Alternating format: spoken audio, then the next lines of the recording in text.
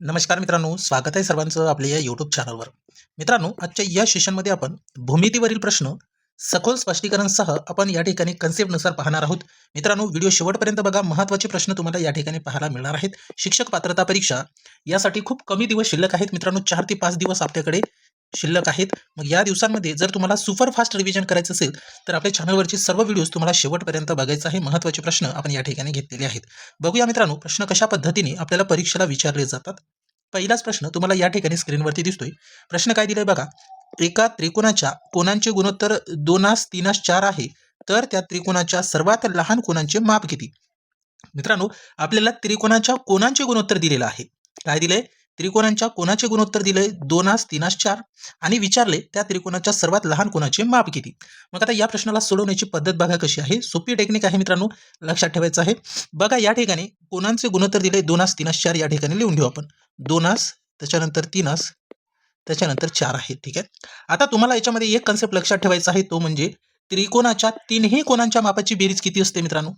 त्रिकोणाच्या तीनही कोनांच्या मापाची बेरीज किती असते? 180 अंश. मग या ठिकाणी त्रिकोणाच्या तीनही कोनांचे गुणोत्तर दिलेले आहे, बरोबर. मग या ठिकाणी त्रिकोणाच्या तीनही कोनांच्या गुणोत्तरांची जर बेरीज केली तर किती येईल? तर मित्रांनो 9 येणार, बरोबर. मग तिन्ही कोनांचे गुणोत्तर 9 आहे आणि तिन्ही कोनांच्या मापाची बेरीज 180 अंश आपण या ठिकाणी घेतली. तर बघा मित्रांनो, या ठिकाणी 9 बरोबर 80, तर याचा एक भाग बरोबर किती येईल? एक भाग बरोबर 20.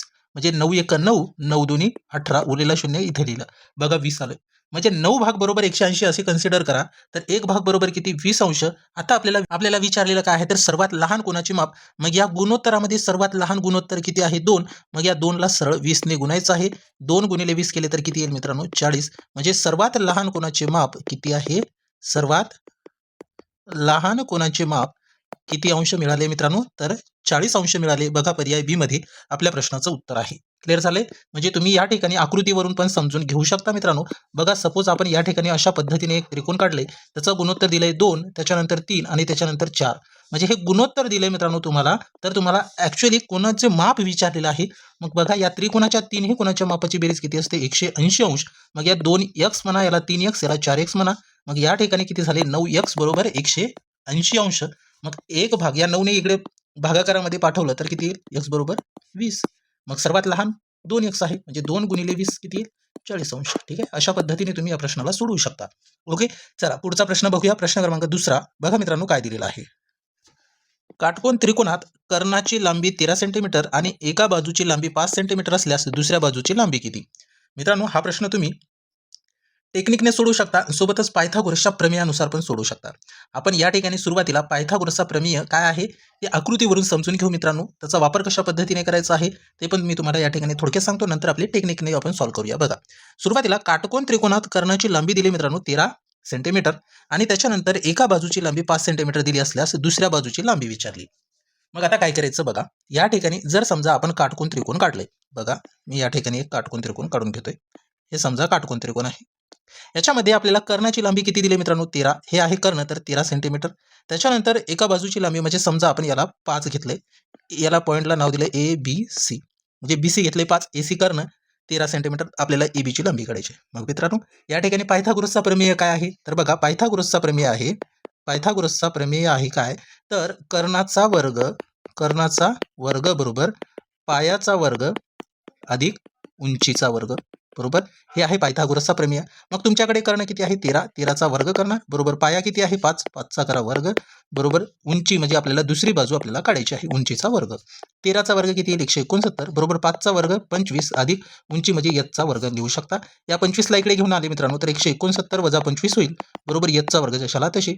169 मधून 25 वजा केले 144 आहे यचा वर्ग. फक्त उंची काढायचे, वर्ग कॅन्सल करायचं म्हणून इकडे करायचं आहे वर्गमूळ. मग 144 कोणत्या संख्येचा वर्गमूळ? 12. 12 सेंटीमीटर तुम्हाला दुसऱ्या बाजूची लांबी मिळाली. बघा, हे आहे पायथागोरसच्या प्रमेयानुसार सोडवण्याची पद्धत. ठीक आहे. मग आता टेक्निक शॉर्टकट तुम्ही कशी प्रकारे सोडू शकता? तर बघा मित्रांनो, टेक्निक अशी आहे, लक्षात ठेवा.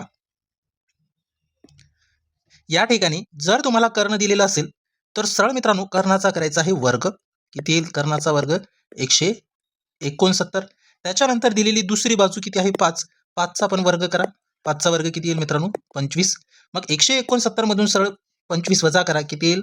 किती राहतील 144 राहतील. मग 144ला तुम्हाला टाकायचं आहे वर्गमुळामध्ये, म्हणजे 144चा तुम्हाला काढायचा आहे वर्ग. 144चा वर्गमूळ मित्रांनो तुम्हाला वर्गमुळामध्ये टाकायचा आहे. 144चा वर्गमूळ किती येईल तर 12 सेंटीमीटर. बघा किती फास्ट आपण या प्रश्नाला सोडवू शकतो. दुसऱ्या बाजूची लांबी 12 सेंटीमीटर पर्याय सी मध्ये आहे बघा. ठीक आहे, अशा पद्धतीने तुम्हाला शॉर्ट ट्रिक्सनुसार सुद्धा सोडवता येते मित्रांनो. याच्यानंतर आपण पुढच्या प्रश्नाकडे वळूया. प्रश्न क्रमांक दुसरा बघा काय दिलेला आहे. महत्त्वाचा प्रश्न आहे. प्रश्न असा केलाय मित्रांनो की एका वर्तुळाची त्रिज्या 7 सेमी आहे, तर त्या वर्तुळाचे क्षेत्रफळ किती चौरस सेंटीमीटर असेल. मित्रांनो प्रश्न सोपा आहे. मित्रांनो हा प्रश्न थोडासा इझी आहे. याच्यानंतरचे प्रश्न तुम्हाला अवघड पाहायला मिळतील. बघा आता या प्रश्नाला सोडवण्याची पद्धत आता सर्वांना माहिती आहे का. आपल्याला वर्तुळाची त्रिज्या दिलेली आहे आणि वर्तुळाचे क्षेत्रफळ विचारलेलं आहे. समजा हे वर्तुळ, या वर्तुळाचा केंद्रबिंदू या ठिकाणी सेंटरला आहे. मग वर्तुळाची त्रिज्या दिली मित्रांनो, तर वर्तुळाच्या केंद्रापासून परिघापर्यंतचं अंतर म्हणजे आर असते. किती आहे 7 सेंटीमीटर आहे आर.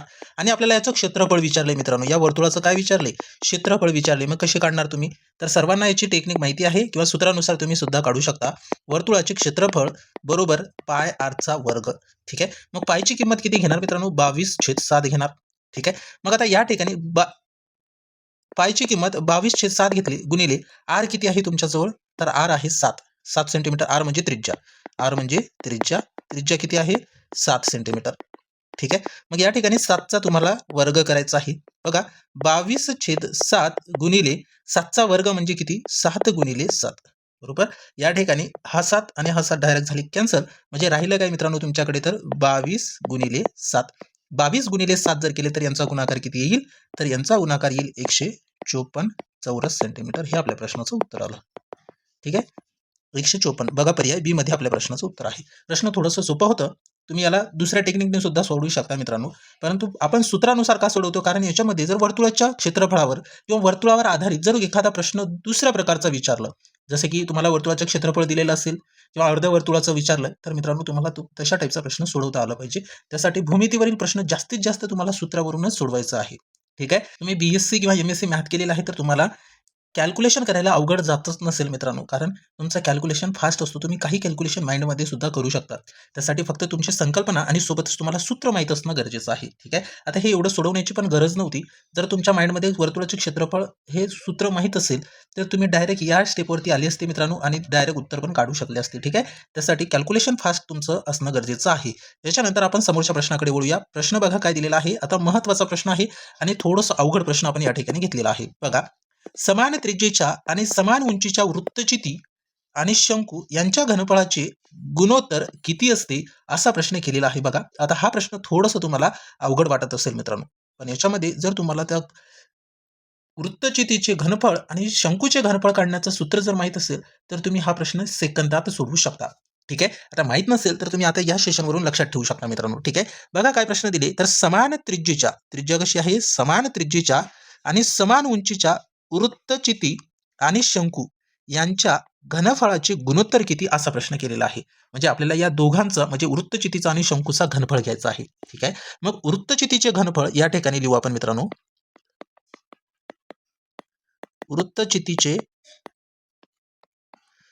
घनफळ, वृत्तचितीचे घनफळ गुणोत्तरामध्ये टाकायचं आपल्याला आणि शंकूचे घनफळ, शंकूचे घनफळ. ओके, वृत्तचितीचे घनफळ आणि शंकूचे घनफळ यांचा गुणोत्तर विचारले म्हणून आपण या ठिकाणी गुणोत्तरामध्ये लिहिलंय. ठीक आहे, आता दोघांचा गुणोत्तर, दोघांच्या घनफळाचं सूत्र काय आहे तर लक्षात ठेवा मित्रांनो. वृत्तचितीचे घनफळाचं सूत्र आहे पाय आर स्क्वेअर एच. त्याच्यानंतर प्रमाणामध्ये टाकू आपण गुणोत्तरात. शंकूचे घनफळाचं सूत्र आहे 1/3 गुणिले पाय आर स्क्वेअर एच. ठीक आहे, लक्षात ठेवा. वृत्तचितीचे घनफळाचं सूत्र आहे पाय आर स्क्वेअर एच. शंकूचे घनफळाचं सूत्र आहे 1/3 पाय आर स्क्वेअर एच. आता बघा या ठिकाणी क्रिया कशी करणार, तर या गुणोत्तरामध्ये तुम्हाला जो सारखा पोर्शन दिसतोय किंवा सारखा दिसतोय मित्रांनो, त्याला तुम्ही डायरेक्ट त्याने भाग देऊ शकता किंवा कॅन्सल करू शकता. आता बघा या ठिकाणी हे पाय आर स्क्वेअर एच आणि हे पाय आर स्क्वेअर एच तुम्ही कॅन्सल करू शकता. नाहीतर आणखी तुम्ही या ठिकाणी एक स्टेप ऍड करू शकता मित्रांनो. हा जो 3 आहे छेदामध्ये, हा छेदामध्ये जो 3 आहे तुम्हाला दिसतोय मित्रांनो, हा छेदामध्ये जो 3 आहे, या 3ला तुम्ही डाव्या साईडला घेऊन जाऊ शकता. बरोबर, या 3ला जर तुम्ही डाव्या साईडला घेऊन आले, इकडे छेदामध्ये आहे तर इकडे तो गुणाकारामध्ये होईल. बरोबर, मग या ठिकाणी आपण एक स्टेप वाढवू. बघा मित्रांनो काय होईल, तर 3 गुणिले पाय आर स्क्वेअर एच या ठिकाणी झाले गुणोत्तराला गुणोत्तर. या ठिकाणी काय राहिलं मग 1 गुणिले पाय आर स्क्वेअर एच. बघा काय केलंय, या 3ला इकडे घेऊन आलो म्हणजे गुणाकारामध्ये आलं 3. ठीक आहे. आणि या ठिकाणी हा 1 गुणाकारामध्ये पाय आर स्क्वेअर एच, हे बघा इथे आलं, जशाला तसंच राहिलं. ठीक आहे. आता पुढे काय करायचं बघा, या ठिकाणी आपल्याला कॅन्सल करायचं आहे. काय कॅन्सल करायचं बघा, जो सारखा दिसतोय तो कॅन्सल करायचा. पाय आर स्क्वेअर एच झालं कॅन्सल. राहिलेलं लिहा मित्रांनो गुणोत्तरामध्ये. राहिलं काय मग, फक्त 3 राहिले आणि या ठिकाणी राहिले 1. हे बघा, हेच तुमच्या प्रश्नाचं उत्तर आहे. गुणोत्तर विचारले, गुणोत्तर किती आलं, 3 पर्याय बी मध्ये आपल्या प्रश्नाचं उत्तर आहे. मी एवढं डिटेलमध्ये का सांगितले, कारण याच्यामध्ये एकाच 3 सुद्धा उत्तर येऊ शकतो. जर तुमची मांडणी चुकली तर मित्रांनो एकाच 3 पण उत्तर येऊ शकतो. पर्याय ए हे चुकीचं आहे. आता तुम्हाला समजलं असेल. ठीक आहे. याच्यानंतर आपण समोरच्या प्रश्नाकडे वळूया. प्रश्न क्रमांक 5 बघा काय दिलेला आहे. महत्वाचा प्रश्न आहे. ज्या चौकोनाचे सर्व कोन समान म्हणजे काटकोन असतात आणि सर्व बाजूही समान असतात त्या चौकोनाला काय म्हणतात. मित्रांनो हे थोडेसे कन्सेप्ट आहे, लक्षात ठेवा. अशा कन्सेप्टवरती पण प्रश्न परीक्षेला येऊ शकते. मग याच्यामध्ये प्रश्न समजून घ्या की ज्या चौकोनाचे सर्व कोन समान म्हणजे काटकोन असतात आणि सर्व बाजूही समान असतात त्या चौकोनाला काय म्हणतात. तर मित्रांनो आपल्या या प्रश्नाचं उत्तर काय असेल, पर्याय सी चौरस. म्हणजे चौरसामध्ये सर्व कोन समान असतात. सर्व कोन समान असतात म्हणजे काटकोन असतात आणि त्यांचे बाजूही समान असतात. आणि बाजूही कशा असतात मित्रांनो, समान. बाजूही समान म्हणजे समान लांबीचे असतात. ठीक आहे, समान लांबीचे असतात, लक्षात ठेवा. आता हे या ठिकाणी चौरसाबद्दल झाले. मग समभुज चौकोनाबद्दल थोडक्यात माहिती बघा. जर याच्यावरती प्रश्न विचारलं तर आपल्याला उत्तर देता आलं पाहिजे. याच्यामध्ये पण सर्व बाजू कशी असतात मित्रांनो, सर्व बाजू समान असतात. पण याच्यामध्ये सर्व कोन काटकोन नसतात. सर्व कोन हे कसे नसतात, सर्व कोन काटकोन नसतात.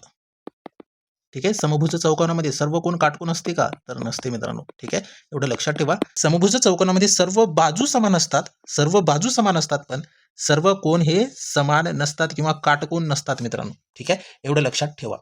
त्याच्यानंतर आपल्याला आयात दिले. आयाताबद्दल आपण बघूया. आयातामध्ये सर्वांना माहिती आहे समोरासमोरील बाजू समान असतात आणि सर्व कोन काटकोन असतात. याच्यामध्ये पण सर्व कोन हे कसे असतात, सर्व कोन काटकोन असतात. सर्व कोन काटकोन असतात आणि समोरासमोरील बाजू समान असतात व समोरासमोरील बाजू हे कसे असतात, समोरासमोरील बाजू समान असतात आणि सर्व कोन मित्रांनो कसे असतात, काटकोन असतात. एवढं लक्षात ठेवा. समोरासमोरील बाजू समान असतात आणि सर्व कोन हे काटकोन असतात. त्याच्यानंतर समांतरभुज चौकोन. मग समांतरभुज चौकोनामध्ये समोरासमोरील बाजू समांतर आणि समान असतात. याच्यामध्ये काय, समोरासमोरील बाजू कशी असतात, समांतर आणि समान असतात. ठीक आहे, एवढे कन्सेप्ट तुम्हाला लक्षात ठेवायचं आहे. याच्यावरती प्रश्न परीक्षेला येऊ शकतो म्हणून मी तुम्हाला या ठिकाणी डिटेलमध्ये दिलेलं आहे मित्रांनो. ठीक आहे, तुम्ही व्हिडिओ बघत असताना पेपर आणि पेन हे जवळ ठेवायचं मित्रांनो. म्हणजे एकदा जर तुम्ही पाहून लिहिलं तर तुमची रिव्हिजन दुपटीने होते मित्रांनो. ठीक आहे, फक्त बघायचं नाही तर पेपर पेनने जर तुम्ही लिहून काढलं तर तुमची दुप्पट रिव्हिजन होते. ठीक आहे, त्यासाठी हे डिटेलमध्ये आपण या ठिकाणी घेतलेलं आहे, लक्षात ठेवा मित्रांनो. अशाच पद्धतीने तुम्हाला डिटेलमध्ये जर शिकायचं असेल तर आपल्या चॅनलला सबस्क्राईब करा आणि सेम जशा पद्धतीने आपण डिटेलमध्ये या ठिकाणी शिकत आहोत त्याच पद्धतीने मित्रांनो आपण मानसशास्त्र या विषयासाठी एक ईबुक क्रिएट केलेला आहे मित्रांनो. या ईबुकमध्ये तुम्हाला 700 प्लस प्रश्न सखोल स्पष्टीकरणासह ज्या पद्धतीने आपण आपल्या या युट्यूबवरती शिकत असतो तशाच पद्धतीने 700 प्लस प्रश्न तुम्हाला स्पष्टीकरणासह तुमचे सर्व कन्सेप्ट त्यामध्ये क्लिअर होऊन जाते. ठीक आहे, 700 प्लस प्रश्न आपण या ईबुकमध्ये ऍड केलेले आहेत मित्रांनो. या ईबुकमध्ये तुम्हाला 32 संच पाहायला मिळतील. कारण आता या वेळेमध्ये तुम्हाला सुपरफास्ट रिव्हिजन करणं खूप गरजेचं आहे मित्रांनो.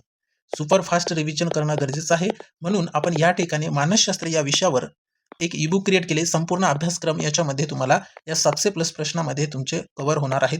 तर हा ईबुक तुम्हाला मिळवायचं कशा पद्धतीने, तर मित्रांनो तुमच्याकडे गुगल पे किंवा फोनपे असेल तर 75 07 38 63 06 या नंबरवरती फक्त 149 रुपये तुम्हाला सेंड करायचा आहे आणि पेमेंटचा स्क्रीनशॉट याच नंबरच्या व्हॉट्सअपवरती मला पाठवायचा आहे. तुम्हाला 1 मिनिटामध्ये हा ईबुक मिळून जाईल.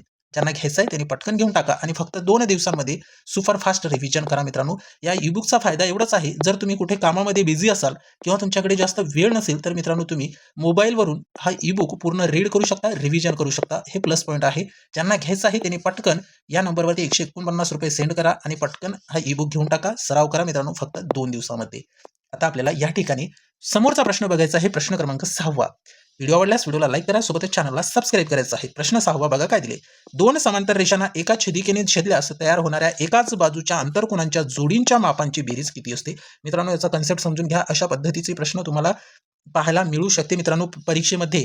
तर आता याचा कन्सेप्ट आपल्याला सुरुवातीला क्लिअर करायचा आहे. बघा 2 समांतर रेषांना, आता समजा आपण 2 समांतर रेषा अशा पद्धतीने काढल्या, समजा L आणि M काढली, ठीक आहे.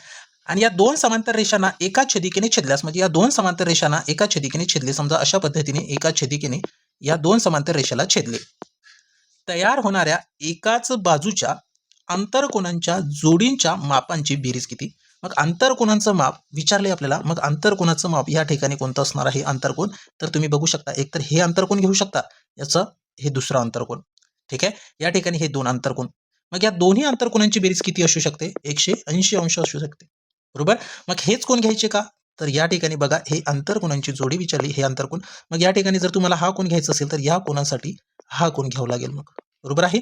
मग या कोणांची बेरीज किती असते, कधीही 180 अंश असते, एवढे लक्षात ठेवा. मग मित्रांनो आपल्या प्रश्नाचं उत्तर काय आहे, तर पर्याय बी मध्ये दिले 180 अंश हे आपल्या प्रश्नाचं उत्तर आहे, लक्षात ठेवा. आता तुमचे सर्व डाऊट या ठिकाणी क्लिअर झाले असतील तर आपण पुढच्या प्रश्नाकडे वळूया. प्रश्न क्रमांक 7 नंबरचा बघा काय दिले. महत्वाचा प्रश्न आहे. एका समभुज त्रिकोणाची बाजू 6 सेमी असल्यास त्याचे क्षेत्रफळ किती. आता बघा याच्यामध्ये समभुज त्रिकोण दिले आणि त्याची बाजू दिलेली आहे, त्याचे क्षेत्रफळ विचारलेलं आहे. मग आता काय करायचं आहे, समभुज त्रिकोणाचे क्षेत्रफळाचं सूत्र माहीत असणं गरजेचं आहे, ठीक आहे. मग या ठिकाणी लक्षात ठेवा मित्रांनो, सूत्र मी तुम्हाला लिहून देतोय, ठीक आहे. बघा समभुज त्रिकोणाचे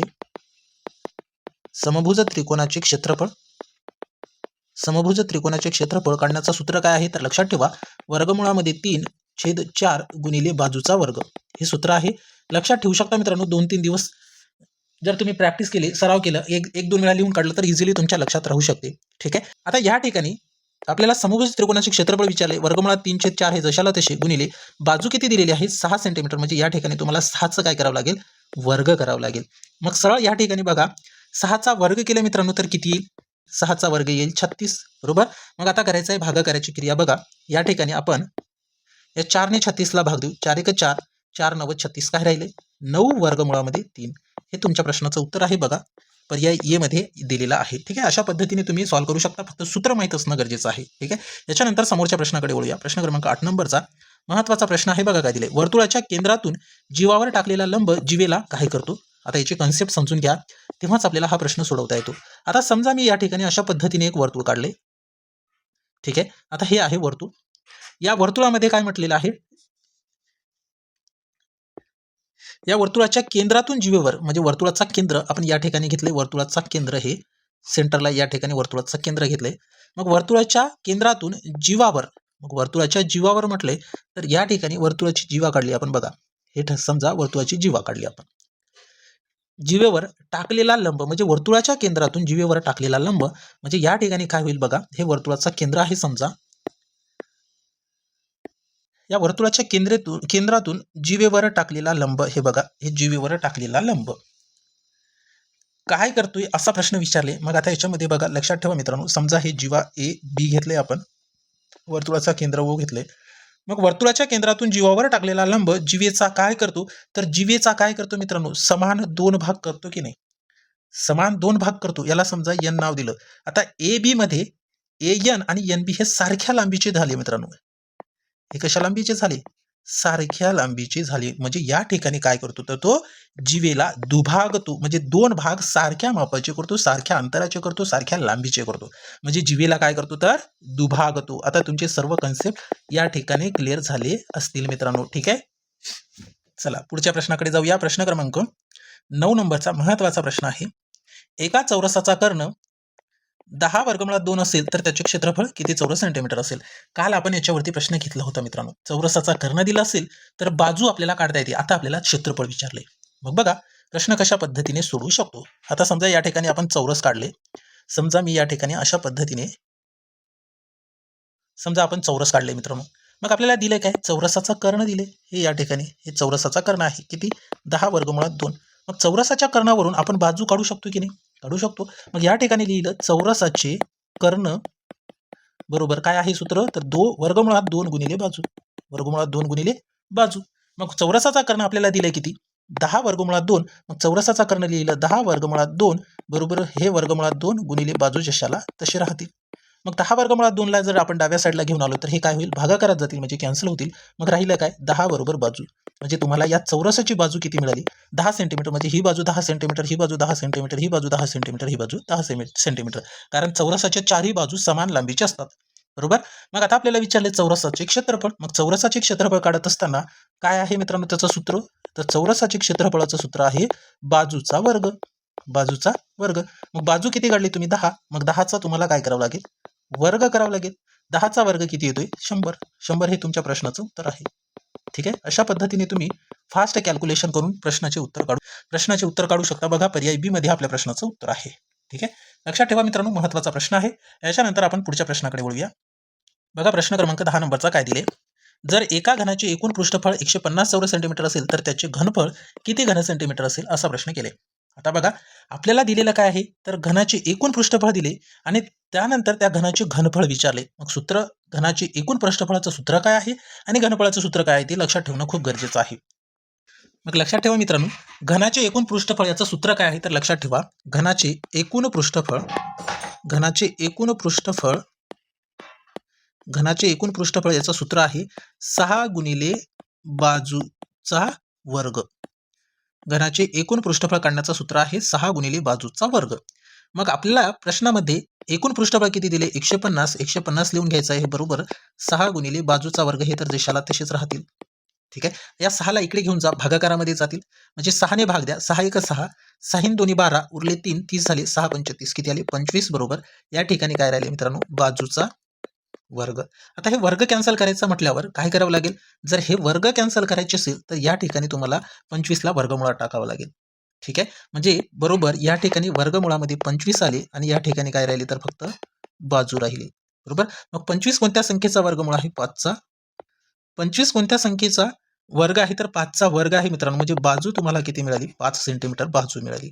आता आपल्याला यावरून घनफळ काढता येतो, घनाचे घनफळ, घनाचे घनफळ काढता येतात आपल्याला. मग घनाचे घनफळ काढण्याचं सूत्र काय आहे, तर मित्रांनो बाजूचा घन. काय आहे, बाजूचा घन.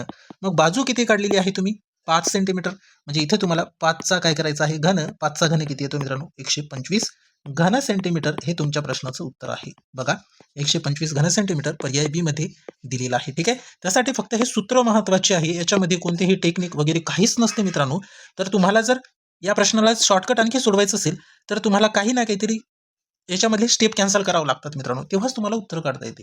अन्यथा सूत्रानुसारच हा प्रश्न सोडवू शकतो आपण, भूमिती सूत्राशिवाय नाही मित्रांनो.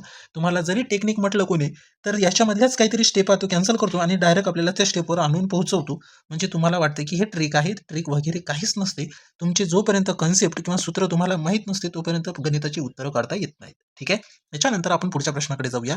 प्रश्न क्रमांक 11. आणि वाटत असेल मित्रांनो तुम्हाला या प्रश्नाला आणखी शॉर्टकट सोडू शकतो का, तर जर तुम्हाला समजा या प्रश्नाला शॉर्टकट सोडवायचं झालं तर असे पण सांगितले असते की 150 दिले, 150 तुम्हाला या ठिकाणी घ्यायचं आहे.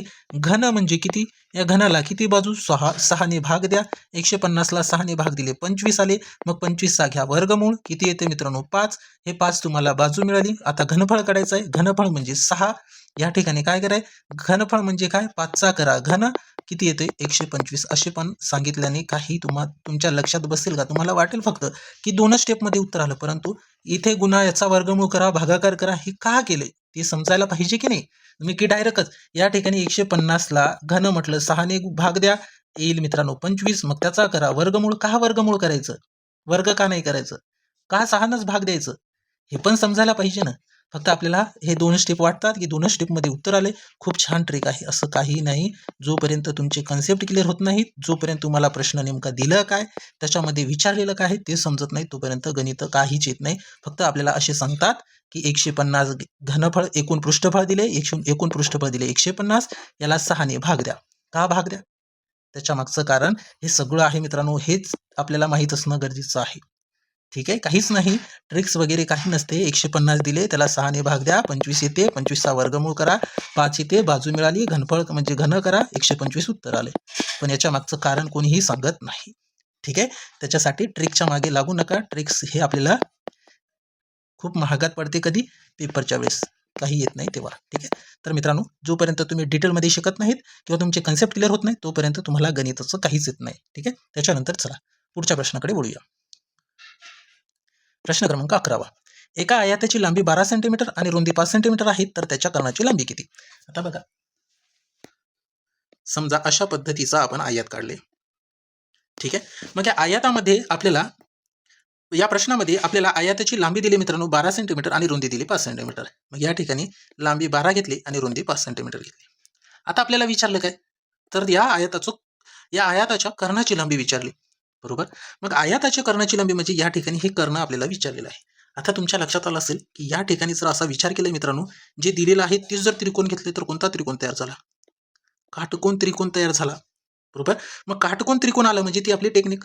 ती टेक्निक नाही मित्रांनो, ती सूत्रामध्येच आपण पायथागोरसच्या प्रमेयामध्येच वापरून ती एक शॉर्टकट कीवर्ड तयार केलेला आहे. बरोबर की नाही?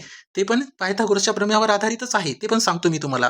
बरोबर, मग आता या ठिकाणी कोणत्या सूत्राचा वापर करणार किंवा कोणत्या प्रमेयाचा वापर करणार, तर पायथागोरस प्रमेयाचा वापर करणार. मग पायथागोरसचा प्रमेय काय आहे, तर कर्णाचा वर्ग बरोबर पायाचा वर्ग अधिक उंचीचा वर्ग, हे पायथागोरसचा प्रमेय आहे. बरोबर की नाही? मग या प्रमेयानुसारच आपण हा प्रश्न ते एक शॉर्ट ट्रिक्स म्हणू शकता किंवा शॉर्टकट पद्धत म्हणू शकता. बरोबर आहे, ते या ठिकाणी तुम्हाला बघा त्या पद्धतीने आपण सोडूया. सुरुवातीला काय करायचं, 12चा वर्ग करायचा आहे. बरोबर, किती येईल? 144. त्याच्यानंतर दिलेली दुसरी बाजू 5चा वर्ग करायचा आहे. किती येईल? 5 5 25. त्याच्यानंतर काय करायची, याची करायची बेरीज. किती येईल मित्रांनो? 5 4 9, 4 2 6 आणि 1 जशाला तसे. त्याच्यानंतर प्रोसिजर काय होती, तर या 169ला टाकायचं वर्गमुळामध्ये. म्हणजे किती येते? 169ला वर्गमुळामध्ये टाकले तर 169चा वर्गमूळ किती येते? 13. 13 सेंटीमीटर हे तुम्हाला काय मिळाले, तर त्या कर्णाची लांबी म्हणजे त्या आयताच्या कर्णाची लांबी मिळाली 13 सेंटीमीटर. आता बघा, हे तुम्हाला मी काय सांगितले, एक शॉर्टकट पद्धत सांगितली. बरोबर, मग हे पण ट्रिक आहे का? हे ट्रिक नाही मित्रांनो, हे ट्रिक नाही, हे आपण पायथागोरसच्या प्रमेयाचा वापर करूनच सोडवलेलं आहे. मग कशी सोडवली, तर बघा या ठिकाणी मी तुम्हाला काय सांगितले, कर्णाचा वर्ग बरोबर पायाचा वर्ग अधिक उंचीचा वर्ग. बरोबर, मग या ठिकाणी तुम्ही बघू शकता पायाचा वर्ग, पाया किती घेतले? 12. समजा 12चा वर्ग आपण या ठिकाणी 144 घेतले. हे बघा, याच्याच मध्ये 12चा वर्ग किती? 144. त्याच्यानंतर उंचीचा वर्ग किती? 25. या दोघांची काय केली? बेरीज. या दोघांची इथे पण काय केली? बेरीज. किती आलं होतं? 169. या ठिकाणी कर्णाचा वर्ग मिळाला होता, मग हे वर्ग कॅन्सल करायचं म्हणून याला टाकलं वर्गमूळामध्ये. इथे काय केलं? वर्गमूळामध्ये टाकलं. मग 169 कोणत्या संख्येचा वर्ग? 13चा. बघा, या सूत्राचाच वापर केला की नाही आपण. फक्त आपल्याला वाटते की या ठिकाणी हे स्टेप खूप कमी आहे, मग लक्षात ठेवायचा. असं लक्षात राहते का? राहत नाही. बरोबर आहे, जोपर्यंत तुम्हाला ते कन्सेप्ट माहीत राहत नाही तोपर्यंत तुम्हाला ही अशी ट्रिक्स पण येत नाही मित्रांनो. ठीक आहे, त्याच्यासाठी ट्रिक्सच्या मागे लागू नका. पहिले कन्सेप्ट क्लिअर करा, प्रश्न समजून घ्या. ठीक आहे, त्याच्याशिवाय तुम्हाला प्रश्न सोडवताच येत नाही. त्याच्यानंतर पुढचा प्रश्न 12वा बघा. 70 अंश मापाच्या कोनाच्या पूरक कोनाचे माप किती असते? बघा, सोपा प्रश्न आहे. याच्यामध्ये 70 अंशाचा एक कोन आहे. ठीक आहे, मग आता बघा मित्रांनो, पूरक कोनाचं माप काढत असताना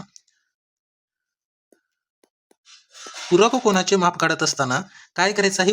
बघा मित्रांनो, पूरक कोनांचे माप काढत असताना एक कन्सेप्ट लक्षात ठेवा. ज्या दोन कोनांच्या मापांची बेरीज 180 अंश असते त्या एकमेकांचे पूरक कोन, त्यांना एकमेकाचे पूरक कोन असे म्हणतात. एवढं लक्षात ठेवा. बघा, ज्या दोन कोनांच्या मापांची बेरीज 180 अंश असते त्यांना एकमेकांचे पूरक कोन असे म्हणतात. एवढं लक्षात ठेवा. मग आता पूरक कोन काढायचा आहे. मग पूरक कोन काढत असताना 180 मधून दिलेला कोन वजा करायचा आहे. 180 मधून दिलेला कोन वजा करायचा. 180 मधून दिलेला कोन वजा केले, 180 मधून 70 वजा केले, किती राहतील? 110. 110 हे तुमच्या पूरक कोनाचं माप आहे. लक्षात ठेवा, शॉर्टकट आहे मित्रांनो. याच्यानंतर आपण पुढच्या प्रश्नाकडे वळूया. प्रश्न क्रमांक 13 नंबरचा बघा काय दिले. एका समांतरभुज चौकोनाचा पाया 10 सेमी आणि उंची 6 सेमी असल्यास त्याचे क्षेत्रफळ किती? समांतरभुज चौकोनाचे क्षेत्रफळ काढण्याचं सूत्र बघा काय आहे. समांतरभुज चौकोनाचे क्षेत्रफळ काढण्याचं सूत्र काय आहे? पाया गुणिले उंची. ठीक आहे, याचं सूत्र आहे पाया गुणिले उंची. मग आपल्याजवळ पाया किती सेंटीमीटरचा दिले? 10 सेंटीमीटरचा आणि उंची किती? 6 सेंटीमीटरचा. मग या ठिकाणी पाया किती आहे? 10 गुणिले उंची किती आहे? 6. मग या दोघांचा गुणाकार केला किती येईल? 6 10 60.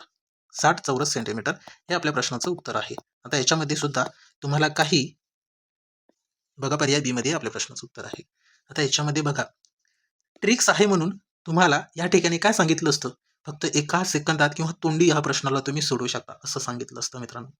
ठीक आहे, असं मी सांगितलं असतं तुम्हाला की या प्रश्नाला पेन उचलायची गरज नाही. का गरज नाही? मी असं म्हटलं असतं तुम्हाला की जर तुम्हाला समांतरभुज चौकोनाचे क्षेत्रफळ विचारले असेल तर दिलेल्या संख्यांचा डायरेक्ट करा गुणाकार, म्हणजे तुमच्या प्रश्नाचं उत्तर या ठिकाणी मिळून जातं. म्हणजे काय, तर 10 गुणिले 6 6 60 हे बघा आपल्या प्रश्नाचं उत्तर आहे. पेन उचलायची गरज नाही असं सांगितलं असतं. परंतु मित्रांनो असे नसतं. ही पद्धत नाही मित्रांनो, ही चुकीची पद्धत आहे. तुम्हाला या सूत्रामध्येच टाकून त्यांनी काय केलं, तर ही स्टेप कॅन्सल केली, ही स्टेप कॅन्सल केली आणि डायरेक्ट सांगितलं तुम्हाला 60 उत्तर. म्हणजे 10 गुणिले 6 करा 6 60 दोघांचा करा गुणाकार, तुम्हाला उत्तर मिळते. का करायचा गुणाकार? बेरीज का केली नाही? वजाबाकी का केली नाही? गुणाकारच का करायचा? तर या मागचा कन्सेप्ट आहे सूत्र. कारण सूत्र असं आहे पाया गुणिले उंची, म्हणून तुम्हाला या ठिकाणी गुणाकारच करावा लागतो. समांतर भुज चौकोनाची क्षेत्रफळ काढत असताना तुम्हाला गुणाकारच का करायचा, बेरीज का करायची नाही? तुम्हाला ट्रिक सांगितली असती की 10 गुणिले 6 करा मित्रांनो, तुम्हाला डायरेक्ट उत्तर मिळते. पण तुम्हाला असा पण प्रश्न करायला पाहिजे की गुणाकारच का करायचा, बेरीज का नाही करायची, वजाबाकी का नाही करायची, भागाकार का नाही करायचा. बरोबर, मग गुणाकारच का करायचं, कारण आपल्याला सूत्र दिले की समांतर भुज चौकोनाचे क्षेत्रफळ पाया गुणिले उंची आहे, म्हणून गुणाकार करायचा. गुणाकार काय करायचं, तर सूत्रामध्ये आहे म्हणून. हे बघा मित्रांनो, कन्सेप्ट क्लिअर करणं खूप गरजेचं आहे आणि भूमितीमध्ये सूत्र तेवढेच महत्वाचे आहे. ठीक आहे, याच्यानंतर आपण पुढच्या प्रश्नाकडे वळूया. प्रश्न क्रमांक 14 नंबरचा बघा काय दिले. वर्तुळात अंतर्लिखित झालेला कोण किती अंश मापाचा असतो? या ठिकाणी डायरेक्ट मी सांगितलं असतं की 90 अंशाचा असतो, पण का कन्सेप्ट क्लिअर करणं गरजेचं आहे. मग बघा मित्रांनो, या ठिकाणी समजा आपण अर्धवर्तुळ काढले. ठीक आहे, या ठिकाणी अर्धवर्तुळ काढले, हे तुम्ही प्रॅक्टिकल करून सुद्धा बघू शकता. त्या कोणाचं माप तुम्हाला 90 अंशच मिळतोय. बघा आता या ठिकाणी याला ए याला बी नाव दिले. अर्धवर्तुळात अंतर्लिखित झालेला कोण, अंतर्लिखित झालेला कोण, म्हणजे अशा पद्धतीने ए वरून पॉईंट समजा आपण या ठिकाणी सी घेतले, सी काढले आणि त्याच्यानंतर या बी पॉईंटला जोडून टाकला आपण. तर मित्रांनो, जे अंतर्लिखित झालेला कोण आहे, म्हणजे या ठिकाणी अंतर्लिखित झालेला कोण आहे ते किती अंशाचा बसते, 90 अंशाचा या ठिकाणी भरतोय. मग आता या ठिकाणी मी इथेच हा पॉईंट सी घेऊ शकतो का, तर नाही. या अर्धवर्तुळाच्या परिघावर कुठेही घेऊ शकता. कुठेही म्हणजे काय, तर तुम्ही हा सी पॉईंट या ठिकाणी सरकू शकता, हा सी पॉईंट तुम्ही इथे सरकू शकता. तुम्ही अशा पद्धतीने मित्रांनो कुठेही सरकू शकता. हे बघा तुम्हाला हे 90 अंशाचाच माप मिळेल मित्रांनो. हे किती अंशाचा कोण मिळेल, तर हे तुम्हाला 90 अंशाचाच मिळते. तुम्ही आकृती काढून हे बघून मोजू पण शकता मित्रांनो, तुम्हाला 90 अंशाचाच कोण त्या ठिकाणी तयार झालेला दिसेल. ठीक आहे, एवढं लक्षात ठेवा, महत्त्वाचा प्रश्न होता. याच्यानंतर आपण समोरच्या प्रश्नाकडे, आणि आजचा सेशनचा हा शेवटचा प्रश्न आहे. बघा, एका समभुज चौकोनाचा कर्ण 12 सेंटीमीटर आणि 16 सेंटीमीटर आहे, तर त्याचे क्षेत्रफळ किती? बघा सोपा प्रश्न आहे.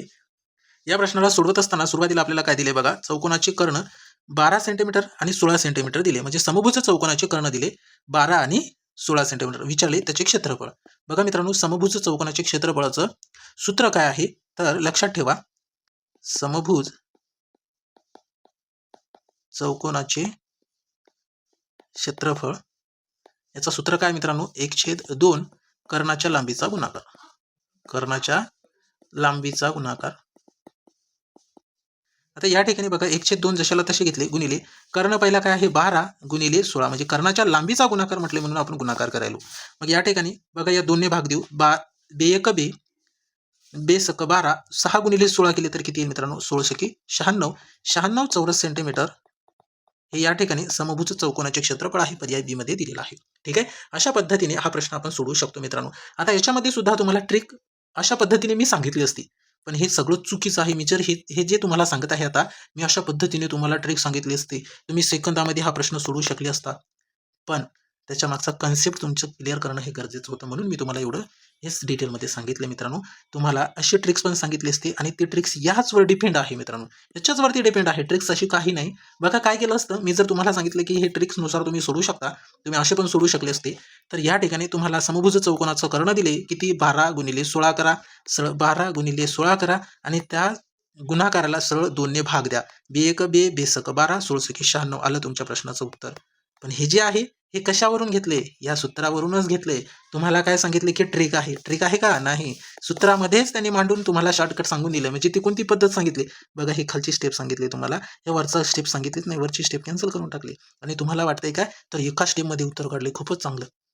जे एका स्टेपमध्ये उत्तर काढले. सरळ या दोघाचा केला गुणाकार 12 गुणिले 16 आणि त्याला 2 भाग दिला. आलं उत्तर. बघा किती सोपं आहे. आपल्याला खूप आवडते मित्रांनो. पण पेपरला आपण हे असे सगळे विसरून जातोय. जर चौकोनाची समभुज चौकोनाचा कर्ण दिलेला असेल तर तुम्ही काढू शकता. आणि समभुज चौकोनाचं क्षेत्रफळ दिलं तर मग काय करता? मग याला तिकडे पाठवा, याला इकडे पाठवा, याला भाग द्या, त्याला गुणाकार करा. असं काही नाही. जोपर्यंत तुम्हाला सूत्र कन्सेप्ट क्लिअर होत नाही तोपर्यंत गणित येत नाही. त्यासाठी व्हिडिओ आवडल्यास व्हिडिओला लाईक करा. सोबत व्हिडिओची लिंक मित्रांपर्यंत शेअर करा. आणि अशाच पद्धतीने जर तुम्हाला सखोल विश्लेषणासह मानसशास्त्र या विषयाची फक्त 2 दिवसात तयारी करायची असेल तर मित्रांनो, फक्त आपण मानसशास्त्र या विषयासाठी एक ईबुक क्रिएट केलेला आहे. त्या ईबुकची फीस आपण ₹149 ठेवलेली आहे. त्याच्यामध्ये 700 प्लस प्रश्न तुम्हाला सखोल विश्लेषणासह मिळणार आहेत. आणि तुम्ही फक्त 2 दिवसात त्या ईबुकच्या माध्यमातून तयारी करू शकता. तुम्ही जर कुठे काम करत असाल किंवा जॉबला असाल तर मित्रांनो, तुम्हाला हा ईबुक खूप महत्त्वाचा ठरणार आहे. तुम्हाला जेव्हा टाईम मिळते तेव्हा तुम्ही आपल्या मोबाईलमध्ये या ईबुकच्या माध्यमातून मानसशास्त्र या विषयाची सखोल विश्लेषणासह तयारी करू शकता. मग हा ईबुक तुम्हाला घ्यायचं कशा पद्धतीने? तर तुमच्याकडे Google Pay किंवा PhonePe असेल तर ₹149 तुम्हाला 75 07 38 63 06 या नंबरवरती सेंड करायचा आहे. आणि पेमेंटचा स्क्रीनशॉट याच नंबरच्या WhatsAppवरती पाठवायचा आहे. 1 मिनिटामध्ये तुम्हाला ईबुक मिळून जाईल. ठीक आहे मित्रांनो, भेटूया समोरच्या सेशनमध्ये. आजच्या या सेशनमध्ये एवढंच. Thank you so much.